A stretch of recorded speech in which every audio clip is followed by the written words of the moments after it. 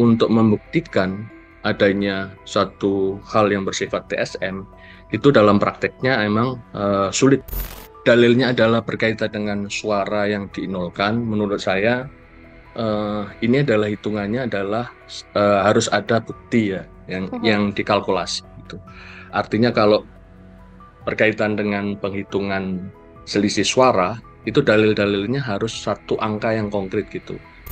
Mendiskualifikasi calon itu dilakukan, itu kan proses yang sudah lewat kan.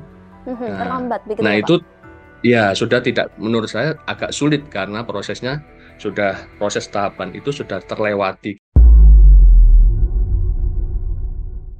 Halo Tribuners, selamat malam. Tribun On Fokus menjumpai Anda bersama saya, Rima Anggi. Mahkamah Konstitusi telah menggelar sidang perdana sengketa Pilpres 2024 atau perselisihan hasil pemilihan umum yang diajukan oleh Anies Baswedan dan Ganjar Pranowo pada Rabu 27 Maret kemarin.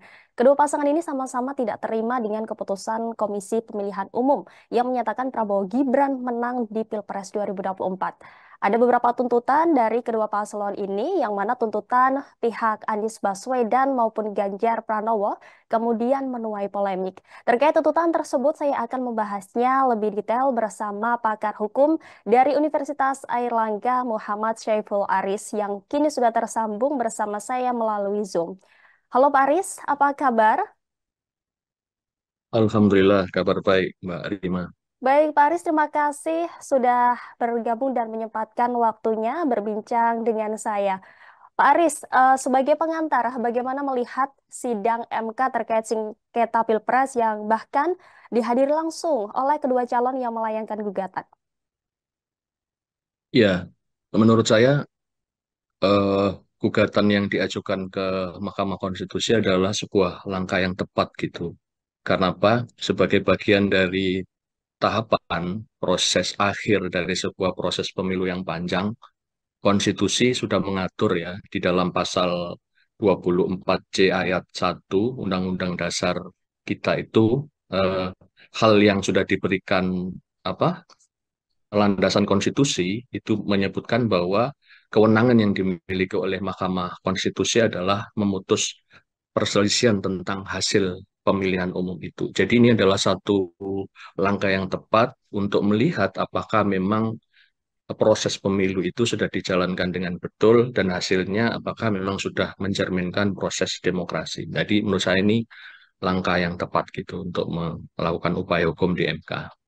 Tapi Pak Aris, kalau kita amati strategi yang digunakan oleh 01 dan 03 ini bagaimana? Karena rasanya yang kita amati keduanya menitik beratkan soal adanya pelanggaran dalam proses Pilpres, bukan soal selisih hasil dari rekapitulasi KPU sendiri.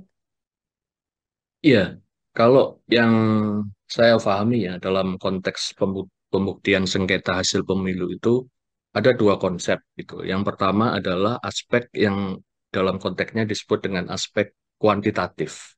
Nah, aspek kuantitatif itu melihat apa? Melihat dari aspek problem penghitungan masalah suara gitu. Nah, itu yang nampaknya dalam perselisihan hasil pemilu yang pada saat ini itu tidak disinggung banyak. Nah, aspek yang kedua adalah aspek kualitatif. Nah, aspek kualitatif ini yang sekarang sedang menjadi fokus. Nah, apa yang dikejar dari aspek kualitatif ini? Aspek kualitatif ini adalah melihat bahwa apakah dalam proses itu tadi kualitasnya atau prosesnya itu dijalankan sudah sesuai dengan aturan enggak?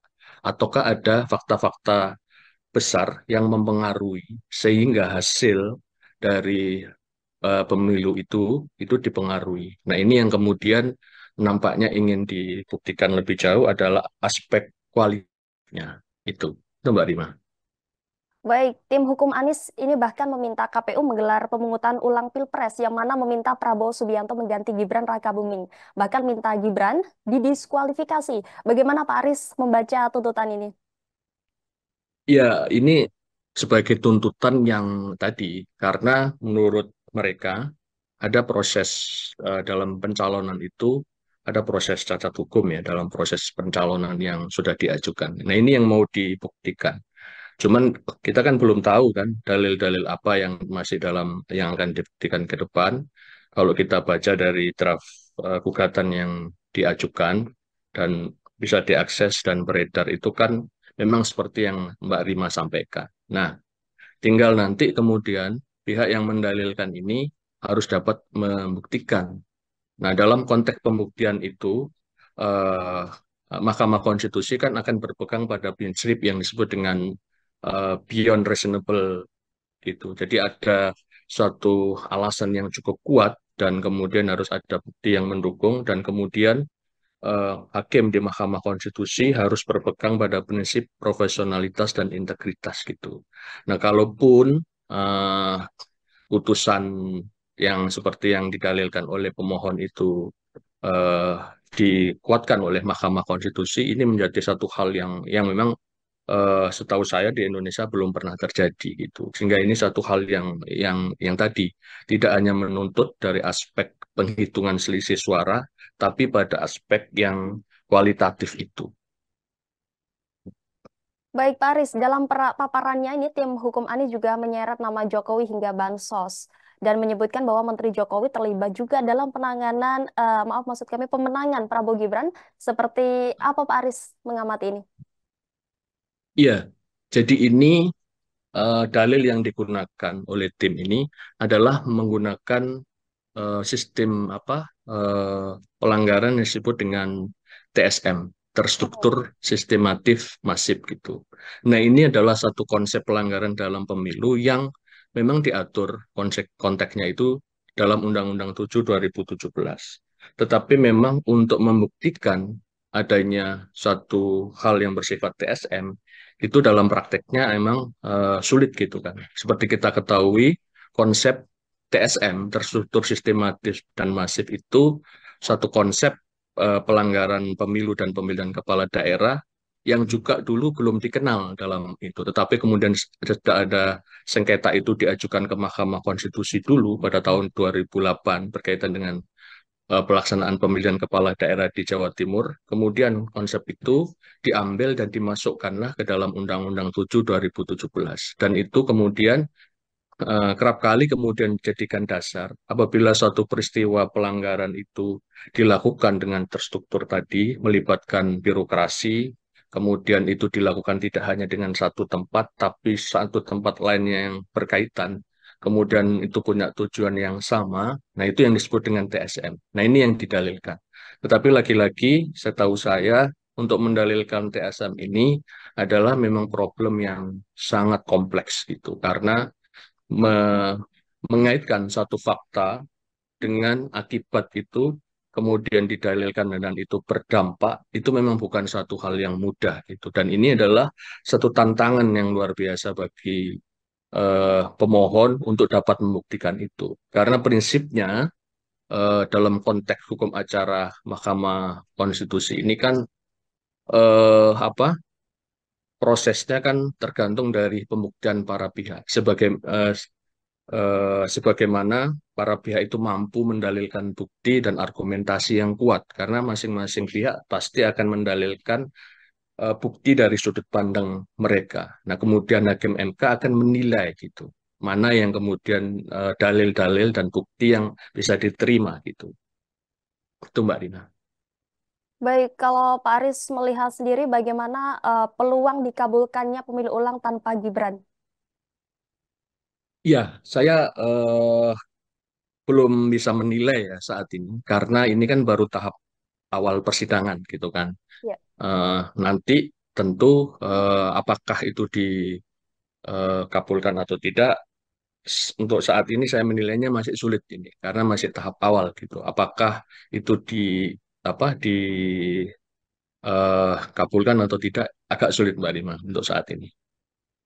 Baik, karena memang baru berjalan satu kali persidangan dan hari ini juga akan digelar persidangan.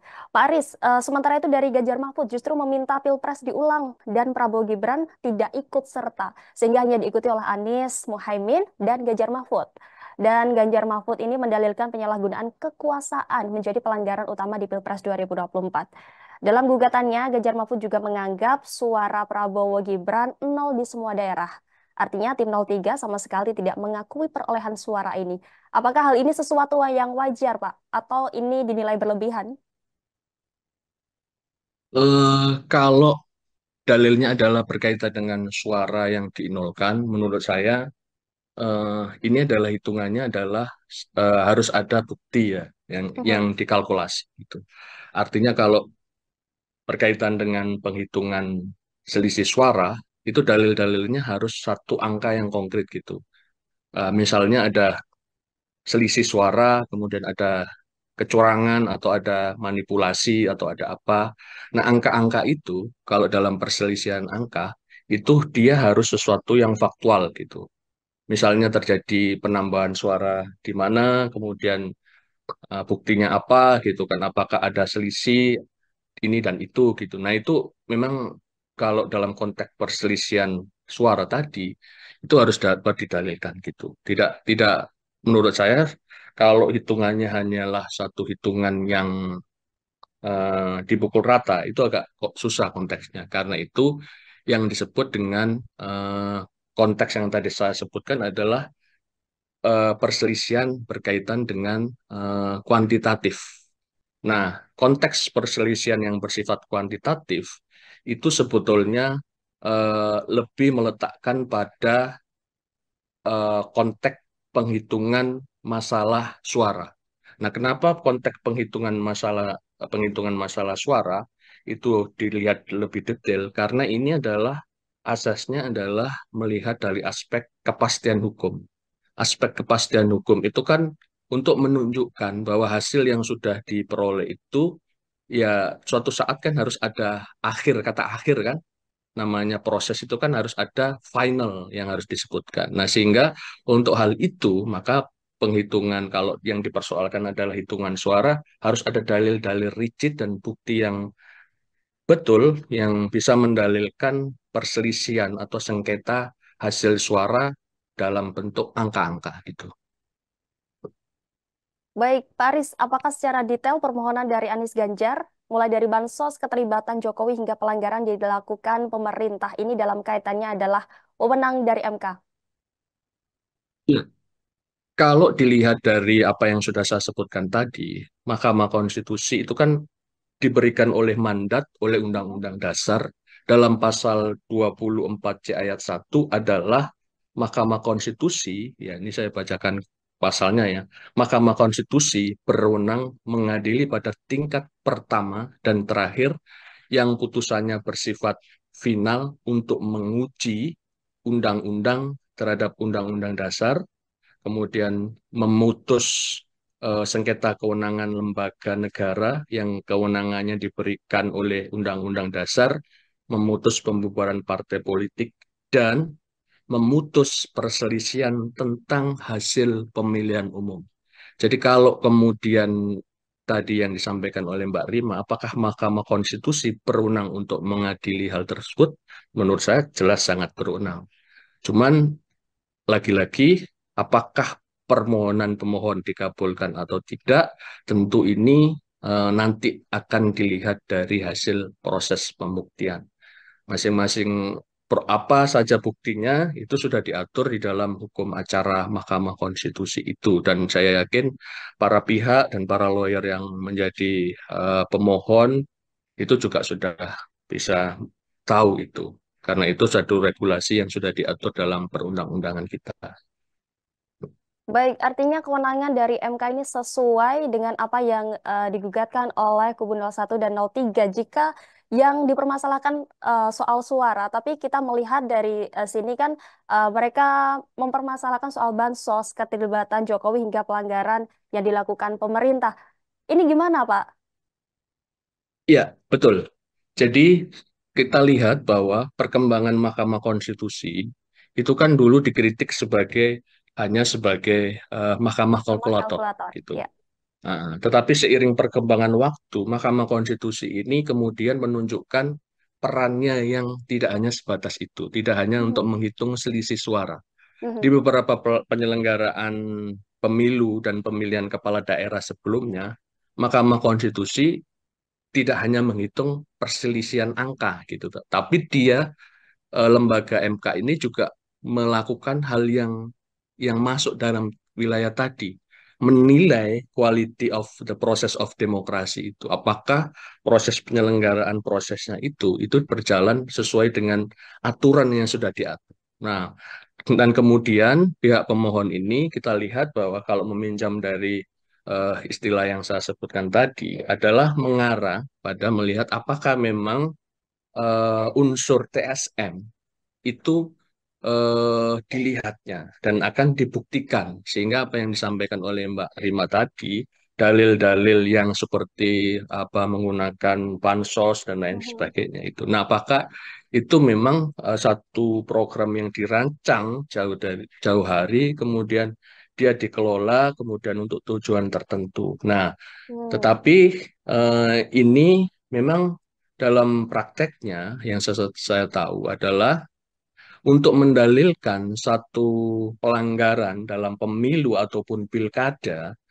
itu masuk unsur TSM, itu memang tantangannya adalah sulit setahu saya untuk Mhm. mendalilkan itu. Apakah memang itu pihak pemohon mampu menghadirkan bukti? Karena kita tahu bahwa persidangan untuk sengketa pilpres itu kan jangka waktunya kan sangat terbatas ya karena memang didesain begitu karena memang kita bekerjaan dengan waktu kan. Nah, Mhm. sehingga ini menjadi satu tantangan bagi pihak pemohon apakah tim mereka mampu menghadirkan bukti-bukti yang cukup kuat dan mampu meyakinkan majelis hakim dalam waktu yang pendek ini itu Mbak Rina.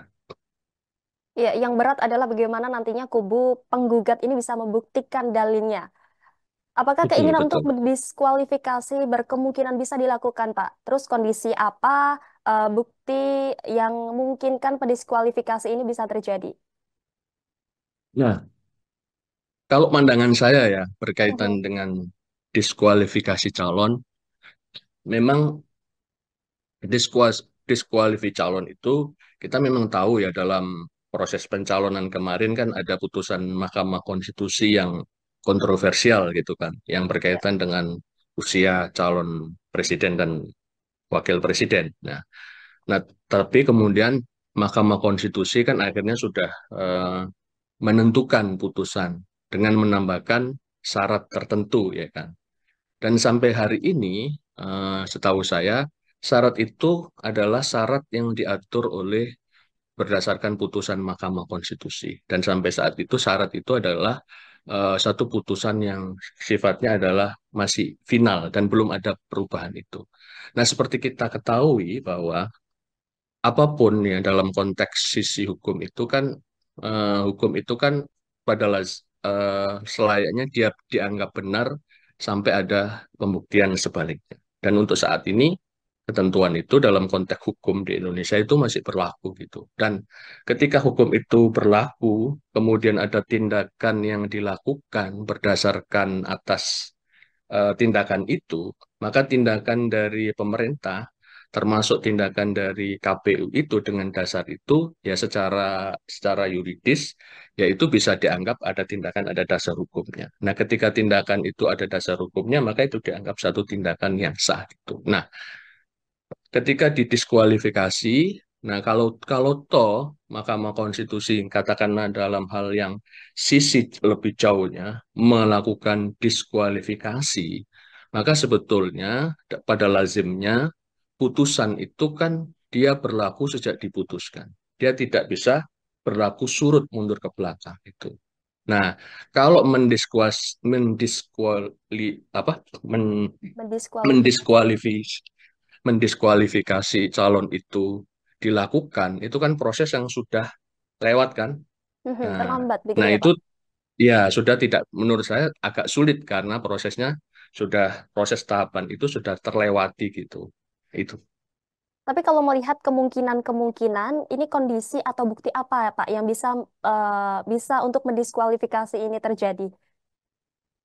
Nah, kalau untuk pembuktian, mohon maaf Mbak Maya, karena saya tidak terlibat dalam tim itu ya, jadi saya Mhm. tidak tahu kira-kira bukti apa yang didalilkan itu. Nah, kita nunggu apa sih yang dalil dan bukti apa yang kemudian akan dihadirkan Mahkamah Konstitusi. Nah, itu juga menjadi pertanyaan saya, kira-kira bukti apa yang kalau yang dihadirkan itu. Apakah memang karena begini, cara untuk secara logika ketika secara teori bagaimana putusan itu diambil, putusan itu kan kalau kita apa lihat dalam persidangan itu kan para pihak kan akan hadir dengan dalil mereka, ya kan? Mhm. Kemudian dari dalil mereka itu mereka akan perkuat dengan bukti-bukti, termasuk di sana ada saksi, ada ahli dan lain sebagainya. Kemudian pihak yang lainnya juga, ya, termohon dan pihak terkait itu juga bisa saling mendalilkan. Nah, ketika kedua belah pihak ini dalam konteksnya itu kan seperti dua kutub yang berlawanan kan. Mhm. Nah, ketika dua kutub yang berlawanan ini antara katakanlah ini yang pro dan ini yang kontra, pemohon dan termohon, kemudian ini dinilai oleh hakim itu. Mana yang kira-kira argumentasinya itu secara rasional itu masuk akal dan kemudian secara konsep pembuktian itu bisa diterima, kemudian ada hubungan antara apa yang didalilkan dengan bukti dan ada hubungan dengan akibatnya. Nah, sehingga dalil dalam konteks pembuktian hukum itu adalah sesuatu yang rasional sebetulnya. Secara umum bisa ditarik logikanya.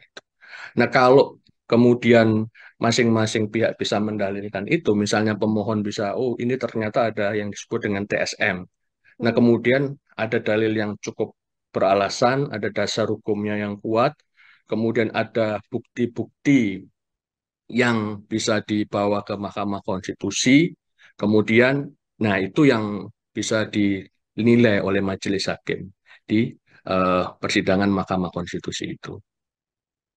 Baik, kalau dari kacamata Pak Aris sendiri, kira-kira apa akhir dari putusan MK ini jika melihat dari tuntutan atau gugatan yang disampaikan Anies dan Ganjar kemarin?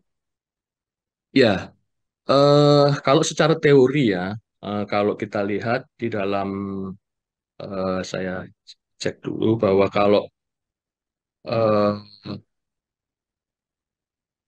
apa sih putusan Mahkamah Konstitusi itu, Mhm. kita lihat putusan Mahkamah Konstitusi itu pada lazimnya selama ini eh, putusannya kan secara umum kan ada tiga ya. Pertama, tidak dapat diterima. Artinya ini kalau tidak memenuhi persyaratan-persyaratan yang diatur dalam undang-undang. Yang kedua, eh, putusannya adalah ditolak karena argumentasi dan bukti yang diajukan oleh para pihak itu tidak beralasan menurut undang-undang dan menurut hakim.